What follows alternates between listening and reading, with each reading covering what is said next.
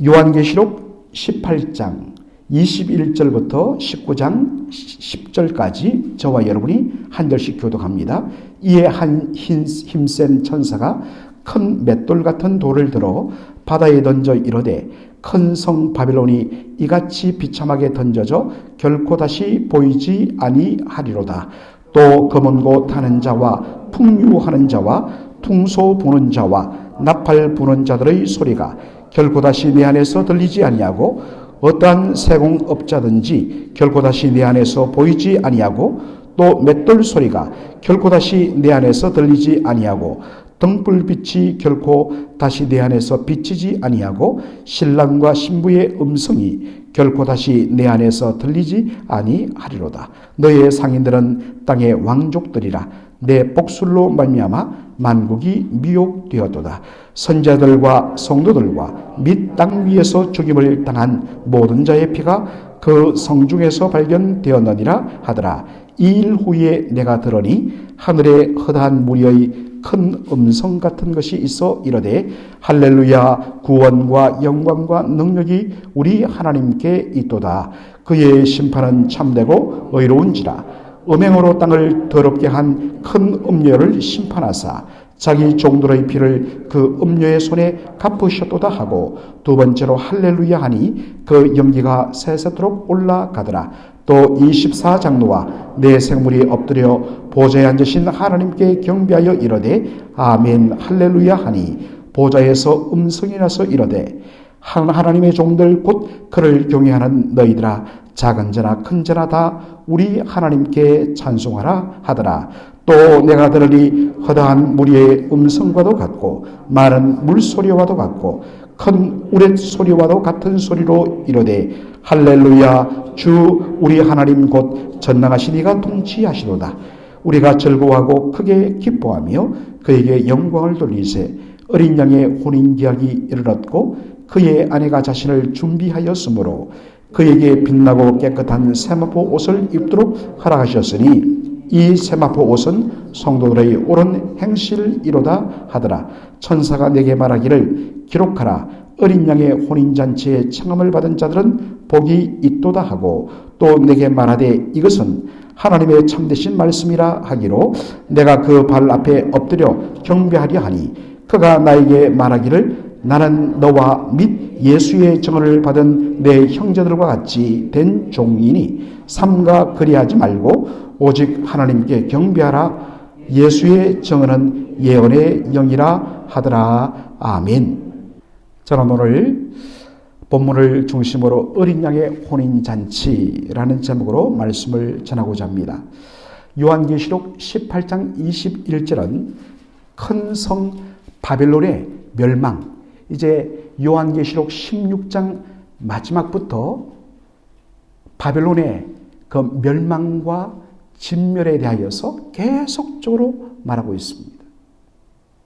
그런 다음에 이 요한계시록 18장 21절에는 아예 그것을 시각적으로 눈에 보이는 것으로 그것을 확정해 주는 하나의 장면이 나옵니다.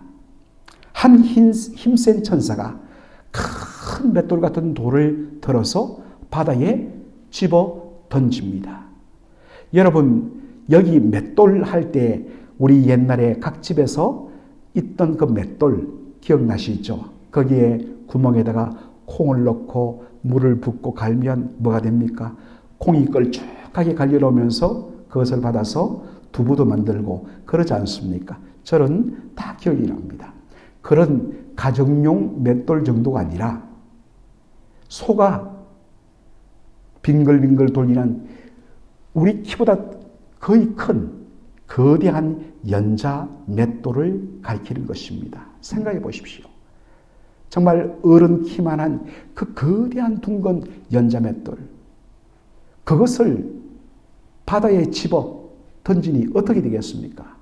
그 묵은 것이 바다속 끝까지 깊은 곳까지 깔아앉습니다. 그리고 그것을 다시 건져낼 어떠한 방법도 없습니다.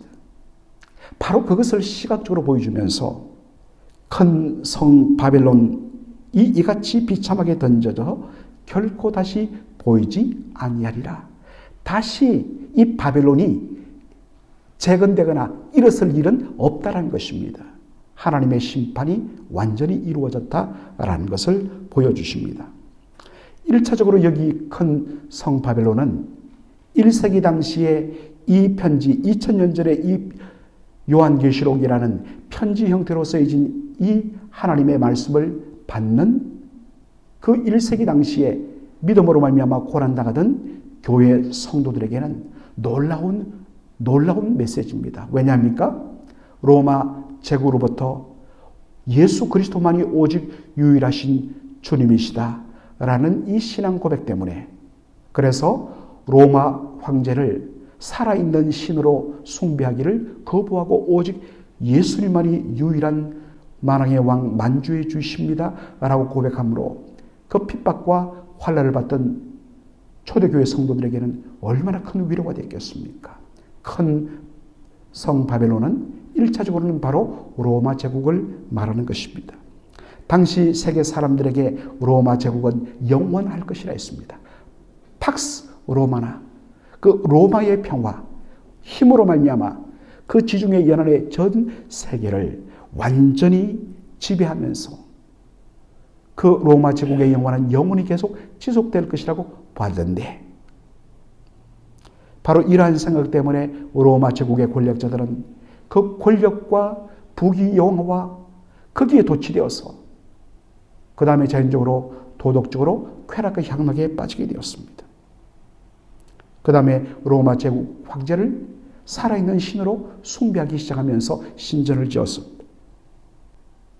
그러니 이를 거부하고 오직 예수님만을 유일한 주님으로 고백하던 초대 교회 성도들은 핍박을 당할 수밖에 없었습니다. 그런데 그 큰 성 바벨론, 1차적으로는 로마가 완전히 무너지고 완전히 멸망당해서 다시는 일어설 수 없다는 것을 눈으로 보여준 것입니다. 지금 현실적으로는 로마 제국은 최절정입니다. 그러나 결국 그것도 오래가지 못한다 라는 것을 보여주는 것입니다.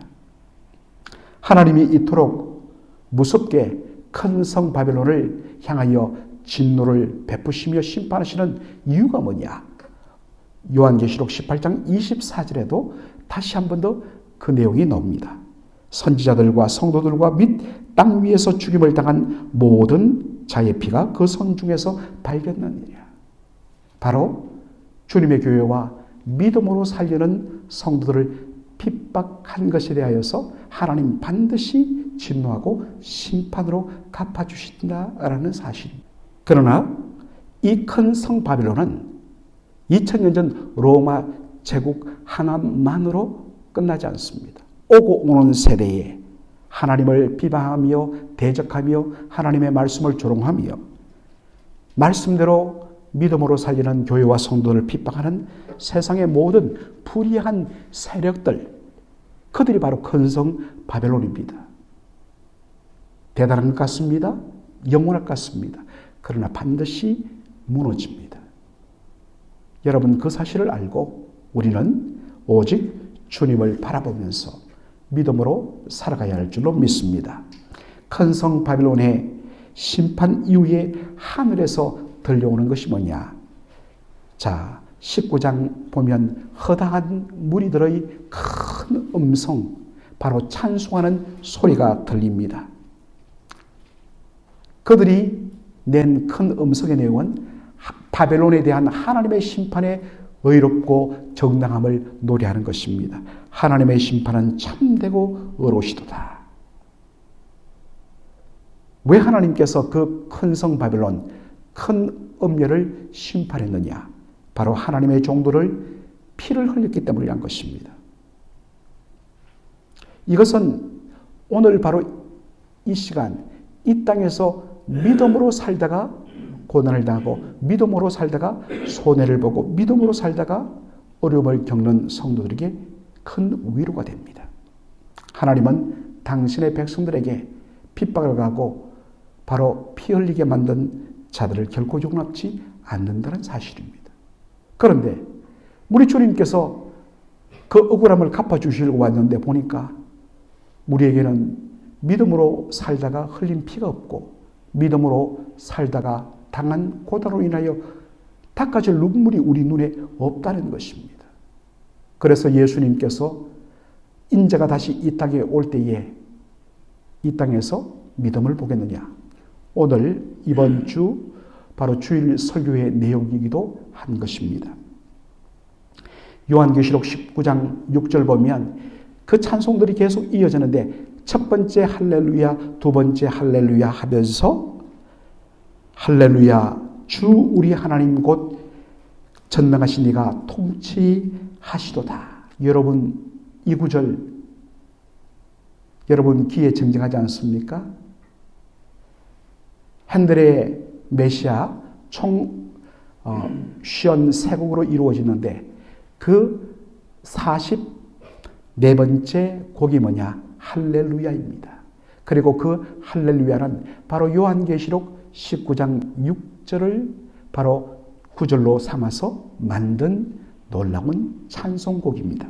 할렐루야 주 우리 하나님 곧 전능하신 이가 통치하시는도다. 여러분 온 세상은 당장은 마귀와 불의의 세력이 주장하고 득세하는 것처럼 보입니다. 여전히 그렇습니다. 그러나 분명한 사실은 이 악한 세상과 그 배후에 있는 악한 영들까지도 하나님의 전능하신 주 하나님의 통치 아래 다스림 아래 놓여 있다는 사실입니다. 대단한 것 같지만 하나님의 손바닥 안에 있습니다. 여러분 눈앞에 보이는 대단한 세력 그것과는 비교할 수 없을 정도로 그들을 하나님의 손바닥 위에 올려놓고 다스리시며 웃으시는 비웃으시는 그 하나님의 능력의 손을 여러분 믿음의 눈으로 바라봐야 그리고 하나님 전능하신 주가 이 땅을 온전히 다스리시는도다 라는 것은 그것이 완전히 언제 다 드러나느냐. 우리 주 예수 그리스도의 재림과 더불어 이 땅의 모든 불의한 세력과 그 배후에 있는 악한 영이 완전히 심판을 받게 될 때 우리는 이 찬송을 부르게 될 것입니다. 할렐루야. 전능하신 하나님 곧 그가 다스리는도다.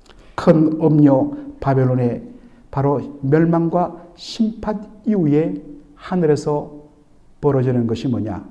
어린 양의 혼인 잔치입니다. 신랑 되신 예수님께서 신부된 교회와 성도들을 맞이하러 오십니다. 결혼을 앞둔 신부는 바로 신랑을 맞을 준비를 하며 자신의 몸과 마음을 바로 정결하게 준비하고 그리고 결혼식 날 바로 입을 그 세마포 예복을 준비합니다. 그런데 비유적으로 신부가 결혼식 때 입을 그 세마포 옷을 빛나고 깨끗한 세마포 옷이라고 묘사하고 있습니다. 그리고 항상 요한계시록에는 항상은 아니지만은 자주자주 말씀에 대하여서 해석하는 부분이 있습니다. 바로 어린 양의 혼인잔치에 들어갈 신부가 입을 빛나고 깨끗한 세마포 옷이 뭐냐? 드레스가 뭐냐? 이 세마포 옷은 성도들의 옳은 행실이라 라고 이야기하고 있습니다.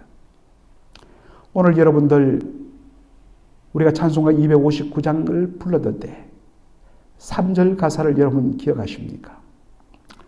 주님 예수 다시 오실 때에 그대는 영접할 예복이 있는가? 그대 몸은 거룩한 성전에 들어갈 준비가 되었는가? 라는 찬송입니다. 저와 여러분은 신분적으로 바로 신랑 대신 어린 양의 바로 신부입니다. 한 사람 한 사람이 바로 그리스도 예수의 신부입니다. 그 신부는 신랑을 맞이할 준비가 되어 있어야 되는데 그것은 성도의 옳은 행실이라 했습니다. 겉은 신자 같은데 정말 우리의 속사람, 우리의 마음과 행실은 정말 그 성도의 이름에 합당한 구별된 옳은 행실이 있는가? 한번 여러분들 진지하게 나는 지금 빛나고 깨끗한 세마포 옷, 곧 성도의 옳은 행실, 이 말씀 앞에서 준비되어 있는가 살피시며 기도하는 저와 여러분 되기를 주의 이름으로 축원합니다. 아멘. 아버지 하나님, 은혜와 사랑을 감사드립니다. 오늘 요한계시록 바로 18장 21절부터 19장 10절까지 보면서 큰 성 바벨론이 그 하나님의 진노 앞에서 완전히 거대한 연자맷돌이 바다 속에 던져져 가라앉아 다시 떠오를 수 없는 것처럼 완전히 무너지게 될 것인데, 그 심판의 이유가 바로 교회와 성도들의 피를 흘렸기 때문이라. 하나님은 결코 당신의 교회와 성도들을 비방하며 회방하며 핍박하는 자들을 용납지 아니하시고 의로우신 손으로 반드시 심판함으로 갚아주신다는 것을 알고 두렵고 떨림으로 이 땅을 믿음으로 살며, 이제 우리가 다시 오실 주님, 어린 양 신랑 되신 주님 앞에 정말 온전한 신부로서 맞이할 예복이 있는지, 빛나고 깨끗한 세마포 곧 성도의 옳은 행실이다. 하나님 우리 아버지, 날마다 성도에 합당한 착한 성품과 구별된 거룩한 삶을 통하여서 정말 하나님 앞에 서기에 부족함이 없는 저들이 될 수 있도록 오늘 하루도 준비하며 구별된 삶을 살 수 있도록 인도하여 주옵소서. 예수님의 이름으로 기도합나이다. 아멘.